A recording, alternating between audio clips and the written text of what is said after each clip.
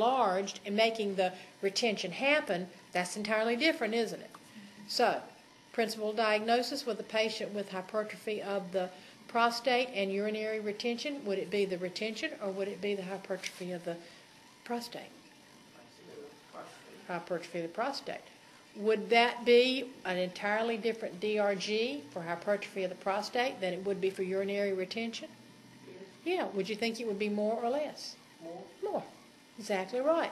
So the decision of principal diagnosis has a monetary value, doesn't it? Well, does that mean that we can just arbitrarily go in and pick out the most expensive diagnosis and that's the one you're going to get? Not unless you want to go to jail for fraud. No, absolutely not. So let's go back to that example earlier this evening. The patient comes in for an FUO. It's found to be the flu. After 2 days, they have an MI. Which of those diagnoses is most likely to be the one that would pay the most? The MI. Which diagnosis, however, do you have to file as the principal diagnosis? The influenza. Oh, but we do have some circumstances, like when a patient has complications or comorbid conditions, that we can get a little bit more money. So the MI would be a complication. We'd get a little more money, but would it be anywhere near what we would have gotten had the patient come in for the MI? No. Probably not. Okay, patient may be admitted because of unstable angina. A percutaneous transluminal angioplasty may be carried out to clear the arteriosclerotic blockage in order to abort what appears to be an impending MI. In this case, the coronary arteriosclerosis is a principal diagnosis because after study, it was the underlying cause of the angina, or angina. Angina, that's that crushing substernal pain that you're getting because your heart is losing blood flow. All right? It's analogous maybe, if I sat here long enough and held my finger, what's going to happen to my finger? It's going to turn blue, blood flow. What else? How's it going to feel? Has your butt ever gone to sleep? Why did it go to sleep? Sat on it too long. What did it do to the blood flow? Stop. That's kind of like what it would feel like for having a heart attack, only it's going to be up here and much worse, okay? But it's all analogous to it. All right, so I've got the angina. I've got that pain.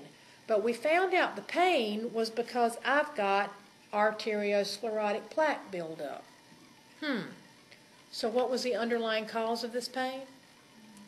The plaque buildup, wasn't it? The blockage of the coronary artery. So what's the principal diagnosis? The reason determined after study to be chiefly responsible. Yes, I came in for the angina, but what was the cause of the angina? The blockage. So the blockage is going to be the principal diagnosis. Patient comes in for severe abdominal pain. My belly hurts, okay? That's all I know is my belly hurts. But the white blood cell count was elevated to 16,000 with a shift to the left. Patient was taken to surgery where an acute ruptured appendix was removed. What was his principal diagnosis?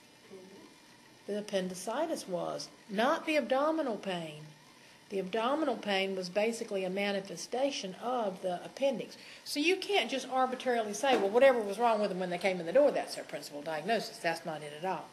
And finally, you've got severe abdominal pain in the right lower quadrant, and admitting diagnosis of probable acute appendicitis. The WBC count was only slightly elevated. The patient was taken to surgery, and he found a normal appendix, but found an inflamed Meckel's diverticulum.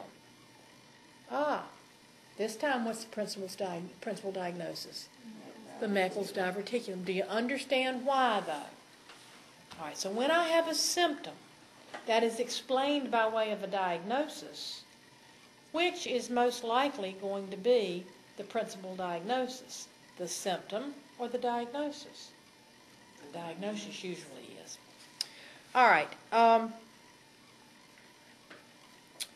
There are a lot of specifications following that, a lot of rules that if we go into them, you're just going to zone out on me. I already know that.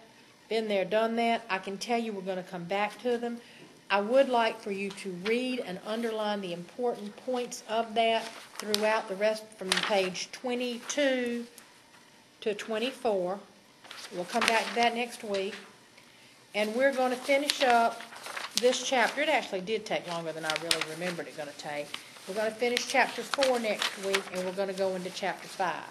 But before we stop, Do you have any questions about anything from last week, anything that you did in the workbook this week, or anything we went over this week, or for that matter, anything that you have been assigned in class? Because we're running behind what you're doing in class. I know that.